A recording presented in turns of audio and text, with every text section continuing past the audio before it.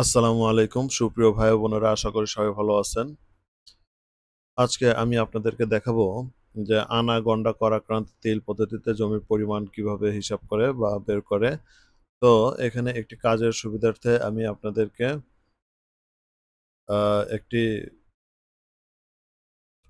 তথ্য লিখে রেখেছি। সেটি হচ্ছে যে খেয়াল করুন যে মনে করি একটি দাগে জমির পরিমাণ ৯০%, সেক্ষেত্রে ফজল পাবে উক্ত জমির এত শতাংশ অংশ পাবে। তাহলে সে এই ৯০%-এর আ জমির মধ্যে সে কত শতাংশ জমি সে পাবে। অর্থাৎ এখানে আনাগন্ডা পদ্ধতিতে জমির অংশটা দেওয়া আছে। সো আমরা এখান থেকে সে কত শতাংশ জমি পাবে সেটি আমি আপনাদেরকে বের করে দেখানোর চেষ্টা করব। খেয়াল করুন, এখানে রয়েছে ৩ আনা। তাহলে ৩ আনা সমান কত? গন্ডা। আমরা সবকিছু গন্ডাতে নিব। তাহলে ৩ আনা সমান ৬০ গন্ডা, অর্থাৎ ১ আনা সমান ২০ গন্ডা। তাহলে ৩ × ২০ = ৬০ গন্ডা। আর এটি হচ্ছে ৬ গন্ডা। এটা গন্ডাতেই আছে, তাহলে ৬ গন্ডা ৬ই থাকবে।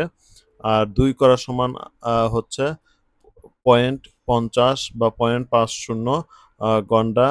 ১ আ ১ ক্রান্তি সমান আছে হচ্ছে ০.০৮ গন্ডা, এবং ১৫ তিল সমান আছে হচ্ছে আপনার ০.০৬ তিল। ০.০৬ তিল। আ ও সরি, ০.০৬ গন্ডা। তাহলে মোট জমির যে পরিমাণ দাঁড়াচ্ছে আমরা আপনাদেরকে দেখানোর চেষ্টা করব। দেখুন টোটাল আসতেছে হচ্ছে ৬৬.৬৪ গন্ডা। তাহলে জমি আমরা পরিমাণটা হিসাব করে বের করি।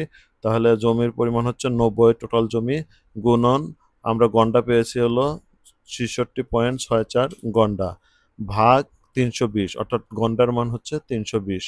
এই এই ক্যালকুলেশনটা করলে আমরা মোট জমির পরিমাণটা পেয়ে যাব।